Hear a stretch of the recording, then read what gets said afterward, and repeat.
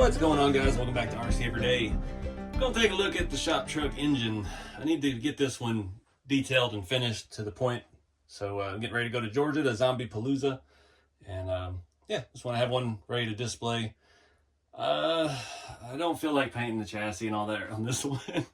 This will be the display truck, so you can see what you're actually getting. The other truck, I am going to paint the chassis and stuff, but I'm waiting on some parts. My drive shafts are in. I just didn't make it to town today. This video, we're going to focus on the SSD scale engine. I just want to get it together and paint it. I don't know what color to paint it yet. This blue and black theme on this truck, I don't really know what's going to go with that. We'll think about that more as we go. But we've got all the pieces to this one. We've got the main shell of the engine already mounted. We did that for the assembly video. All right, so I'm going to try to cheat and leave the motor in the truck. I don't want to take it all apart. What was I going to say? This rails are getting a little rust on them already, so that's no good for a display truck anyway. I'm not sure what color I'd want to paint the rails on this. I guess we'd just do black to match everything else. Wish I had some of these Cow RC little storage trays, magnetic trays that weren't full of stuff. I use those like my idea boxes. That's where I keep all my good special parts and things I use a lot. Keep them all handy. I am going to look at trying to mount this RC4wd Radiator. I'm missing one of the posts that goes on there. I didn't realize that. This one's been floating around for years in the shop, getting mocked up with things. I just stuck a screw in there. We can still attach a hose to that. The radiator kits come with hose and clamps and all kinds of good stuff for that. I used the hose and clamps on rat rods over the years and never fit that radiator because it wasn't really a rat rod style. Come on. All right, so now we can look at mocking this up. I'm going to get this stuff glued on. I want to paint the heads with the block. Not sure about the oil pan. I don't know. I got to figure out a color real quick and we'll get to moving on. I want to leave the valve covers like they are. I like the way that looks. If I can find a blue, actually I do kind of have a blue that might match that. We might paint the inserts and, you know, like rub it down so the fins are shiny. Might be a nice touch. All right, so we're going to glue a few things while we're here. I had to use the RC4wd air cleaner. Which one was that? One of the rat rods, the short rat rod. I stacked 2 of the SSD air cleaners to make it fit my metal hood scoop I made. So I robbed the one from this engine. So we've got an RC4wd aluminum one on here. I would like to change the breather material, but don't know if I have anything really for that right now. But that's easy enough fix. With one screw, we can take that off while it's in the truck. But I'm going to glue the water neck on. The SSD has the little water neck. I'm going to go ahead and glue the heads to the block and the timing cover onto the block. I've got it kind of laid out. I'm going to use this super thin tire glue. Well, whatever. Glue's glue. Get off the excess. I feel my fingers sticking. Get this on. All right. So let's wipe off the excess. And I leaked all over. Man. All right, I got my special painting pliers out. It's the easiest way to do things where you need to paint all the sides. I'm going to try this. I'm going to try a contrasting color. I was going to do a bright blue that kind of matches the truck, but Chevy, you don't want to paint an engine a Ford color. So I'm going to go with this. This is Maui blue. It's very bright. I think it'll be a good contrast. It'll draw you in the engine bay, but it won't look like a Ford engine. So I'm just going to paint the block and the heads. So I'm going to do some paint shaking. We got nice weather today for a change. It's actually like 75 or something. And sunny after it was 40 yesterday. So yeah, get some painting done. Maybe it'll come out good this time. All right, guys. While I'm waiting on paint to dry, I'm trying another little project. So like I mentioned, I wanted to use this RC4wd Radiator. This one's been around the block a little bit. I've marked some other holes on the bottom. Our servo mounts have 2 holes coming up. These were originally designed on the rat rods as a custom builder option. So you have a place to mount a servo, and then you have some place to put some screws and mount a grill and things. We straightened out the sides of them so they're not tapered in like the rat rods and used it on the shop truck. Unfortunately, those holes did not line up with the RC4wd Radiator, which would have been fantastic if they did. They're off just a little bit. So I've marked these 2 holes on the outside. I'm going to attempt to tap. I've got some M3 taps and tap and die set. I've got a drill bit here, which is still a little too big, I think. So I'm gonna grab a little bit smaller one, drill those out, and we're gonna try to tap them. And hopefully I'm just kind of eyeballing it, trying to line this up. If we go there, it's going to be close with interfering with the magnet that holds the hood shut on the body. Honestly, it needs to be kind of farther forward, but once we get the motor in, we might actually be able to move the entire mount forward one hole and remedy that as well. So we got a lot of options. That's one thing with this kit. It's super versatile. There's no rhyme or reason. You can actually flip this upside down. My buddy Wayne, when he built his servo is mounted on the bottom, so he has a nice flat surface here for his radiator. I think he actually used this one as well. I'm not sure how he mounted it, but again, just trying to keep it open, versatile. You can do whatever you want to with it. All right, got those holes drilled out. Hopefully they're not too big. I don't know. I ended up using a 3/32. It's 2 sizes down from what I drill out rails and things for M3 hardware. I think this stuff's all in my Amazon store. I don't know that we really need this massive of a handle for this tap and die setup, but that was the smallest one I could find. Get rid of all this. See, it's good Amazon quality. Adjustable tap wrenches and Burkett Machining Threading Tap M3. Came with 2 of them. These nice little things here. Haven't not opened them. I've had these for over a year now. So yeah, this will work. All right. There's the magic. Let's see if we drilled it too deep or too wide or not wide enough. I think we are good. This aluminum's pretty soft. I'm not going to put any cutting fluid in this. It really don't need it. This stuff is cutting like butter. Just trying to take time. Probably could have done this with a drill. Saved even more time. Yeah, not recommended. So this is semi-hollow. I hit something inside of there. You can kind of see through it a little bit, but not completely. So it does have some inner structure going on, and it is full of aluminum shavings now. That actually looks pretty dang good. That looks as good as the factory one right next to it. Not sure if you can see the... Oh yeah, you can. Look at those threads. I'm proud of that. I haven't had much success tapping things in my life, so this is a win.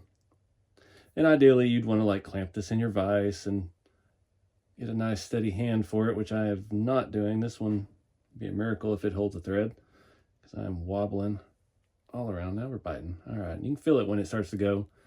Oh yeah, we're golden. Feels fantastic. Back that out. Real test as if a screw will go in it. All right, that one looks pretty good too. Sweet. All right, now I got to find some M3 hardware long enough to go through the entire servo mount, and we'll go from there. All right, note to self, don't try to thread scale bolts into the MJF prints, because the prints will win. Stuff is super durable. I ended up drilling those out with my 1/8 drill bit. That's your standard 1/8 to put an M3 bolt in something. Now we can run it in and out nice and easy. I think I got the right length screws. Got those nice and tapped. I'm actually pretty excited about how that worked out. Like I said, on Wayne's truck, he flipped the servo mount over and it lowered the radiator. If we need to do that, that is always an option. I can't see what I'm doing because of the camera. Get that started. It's in a little bit of a bind, but that's working out good. So we're just kind of sandwiching the servo in there. It's already bolted down to the mount. Threads feel fantastic that we made. Really proud of my threads. One thing to consider, you may want to route your servo wire. I hate this, it's on this side, but one thing that's going to work to our advantage with this radiator in this position is our bottom radiator hose. It's going to be on this side. Our servo link is on that side. So our top radiator hose will go over the servo arm, and everything should jive. I still haven't tested this servo. This is some little off-brand OG RC servo I got on Amazon. Don't know if that's good enough for tent scale at all. I've not run it on the rat rods. I just picked one up because it was cheap. So I guess we're going to try it out in this. For the servo, though, I do the Micro 99 reefs. They work. It'll turn 1/10 scale tires, no problem. Can handle a rig this weight and size. They're good stuff. The Smart 179s, even better. I've got that on the super short rat rod. And yeah, it's couldn't tell it was a micro servo by the way it drives. So that's very solid. Digging that, let's do a test fit on the body. Let me get all this stuff out of the way and see how it fits. All right, decision time. It doesn't fit that great. It really does need to be flush with the front of the servo to clear the body and everything. I don't want to do that. I like the way it's mounted to the chassis. It's going to work out perfect with the motor and running the hoses and things. The body is about where it'll be. It'll be down about 1/4 inch. So I think I'm going to chop off these two little... Oh, I can't chop those off, can I? Because that's where the screw holes are for the grill mount. Let's take a look at that. Let's see if we can... we can cut those back. You see how deep that goes in there? I'd rather have the radiator tucked underneath that than have it sticking out and exposed. I just want to leave enough room there because Beef Tubes makes the axles and drive shafts and things. He actually makes a 3D printed accessory kit for this engine. Fans and belt and alternator and all that. And I'm trying to leave enough space for that. So I want to maximize my front end space. So I'm going to trim those back real quick. Just these two little nubs right here. And we want it to sit right on top of the radiator. All right, I think we accomplished that pretty easily, actually. You can't really get to the cap to it, but I like it tucked away better. So that's going to work just fine. You can't see any of the cuts from outside the truck. I got most of the charred plastic off. I don't know why that plastic smelled like animal manure for some reason when I cut it. Got it all over my clothes. It's wonderful. So I can already see one issue with this truck. We did swap this one to the 60mm shocks, and we're gonna have to do some spring changes because it's already too soft with just the motor and the radiator and everything. And we've got hardly any travel. We're also gonna adjust the front tie rod. We need to lower it down a little bit closer to the ground so we can get a little bit more suspension travel actually out of it. But as far as the rake and the stance goes, I like it a little bit lower in the front actually. It looks pretty slick. So got a little tweaking to do. The paint should almost be dry on the motor. Just about. I mean, if I squeeze it, it would probably leave a fingerprint. So I'm gonna go take a break, come back, and we'll start putting the motor together, get it in the truck. See how this blue compares. Somebody commented on Facebook, said this is almost, it's a little bit darker, I think, than the GM corporate blue from the 70s they did for a little while. They actually had a blue engine. Yeah, so that's a good thing. We made it somewhat scale. Happy accident. So anyways, let's pick back up. All right, guys. Had to let the paint dry overnight. It just wasn't taken very well. Still comes out very textured. Yeah, good thing you can't see most of it. I got a little carried away with the heat gun and melted part of it too. That's always fun. So I'm gonna have to do some work on that to get our valve cover to stay down all the way. Just been a comedy of errors, but ready to get this thing in. I'm gonna do it all high speed. Basically just gluing all this together. There's yard work going on around here, so can't hide the sound of weed eaters in the studio even. So yeah, I'm gonna put this thing together. We'll get it mounted in the truck. See how it looks.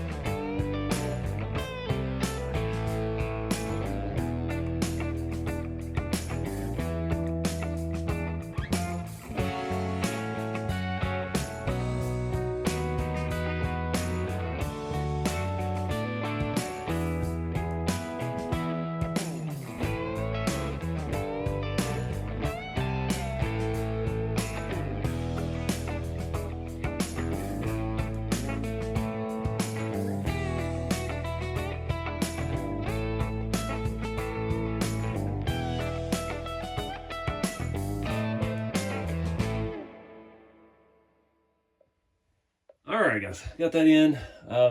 We're as far as we can go with that for now because there aren't any headers that work with this.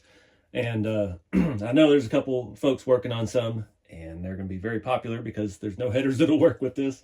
We did everything we could designing this to make space in there. Is about 7 or 8 millimeter. So I'm pretty happy with how that came out. You can't see any of the defects. I did change my mind about painting the valve covers. Thought it'd be a little too much blue. I like the silver. I like this actually aluminum. Looks nice under the hood.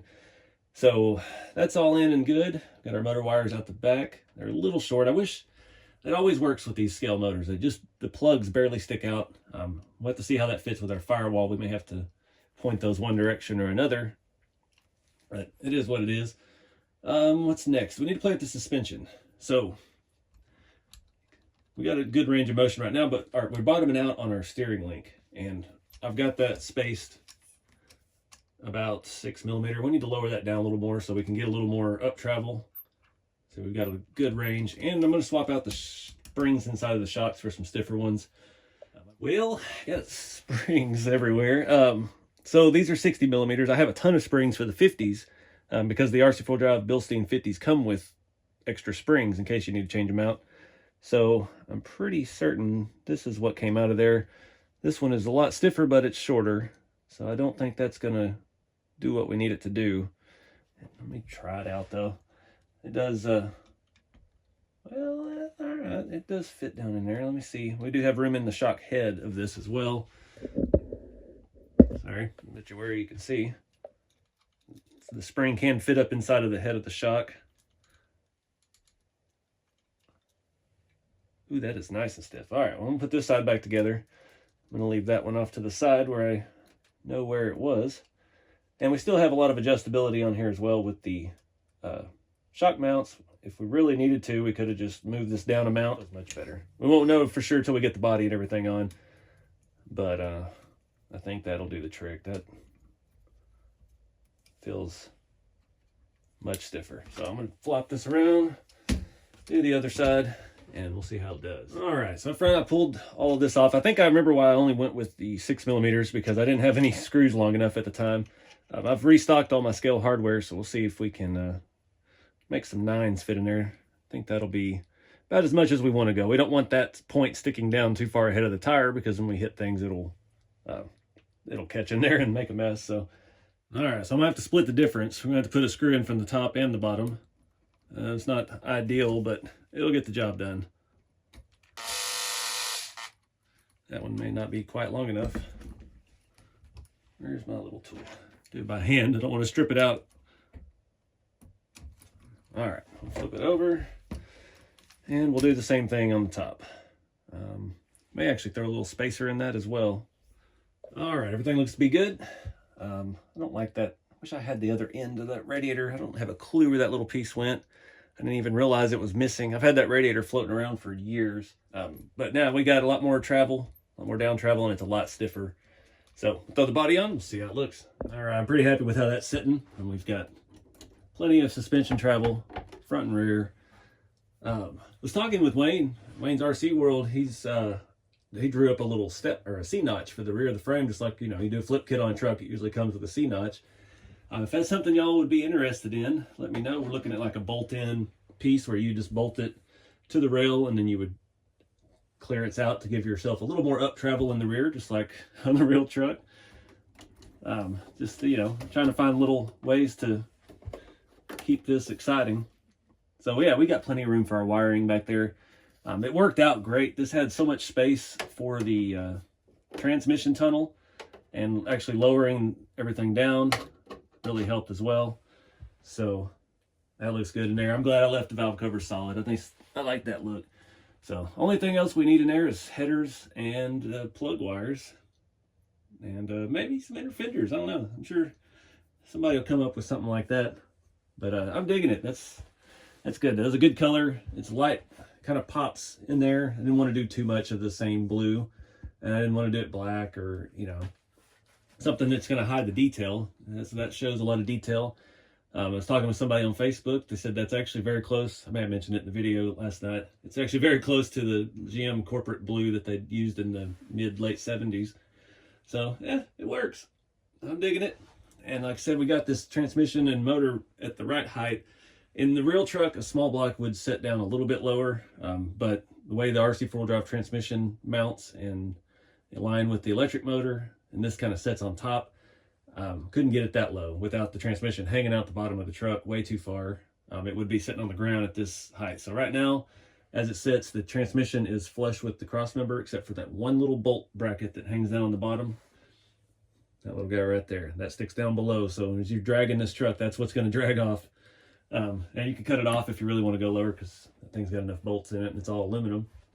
So anywho, I think we've made some good progress. I like it. I like the radiator in there. That's neat. One of the first, or it's probably only the second or third truck I've done with the actual radiator and hoses. The rat rods, of course, have the radiator built into the grill, and the hoses and stuff are easy to do. But yeah, I'm digging it. If you guys are interested in these shop truck kits, right now at time of filming, I don't know the ETA on the next order, but they are ordered and they are coming. We got the Facebook group for the RC Everyday kits now. We're just calling it rat rods and shop trucks. I've got a thread going in there where I'm posting everything as we learn it. So if we got different arms and stuff that will work on these chassis, we discovered yesterday that the CC01 Tamiya arms will work. I'm posting lots of things like that. This is good information if you're building the TL01 stuff. And Tamiya stuff's all interchangeable. The TL01 is very similar to M03.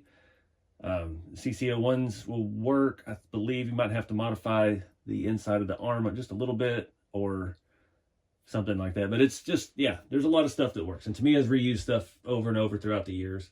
And there's always, the TL01 parts are on like 7 different cars. And we just haven't figured them all out yet because they reuse everything they've ever designed to save money and make money, which is not a bad business plan. But I'm digging this thing. Let me get you a little closer look. You can see down in there that radiator sits nice and tight, out of the way, out of sight. Wayne on his, he actually flipped the servo mount upside down, so the radiator sits just a little bit lower, and the servo mount's the same. It's just sticking out the bottom just a couple millimeter, and just lots of variety, lots of options with this kit. But I dig it. Thing looks cool. So I'm gonna wrap it up here. I appreciate you guys watching. I appreciate all the support with the kits, and look forward to seeing what everybody builds with them. So get out there and think outside the kit, have some fun with the hobby, keep it scale, and we'll see you next time.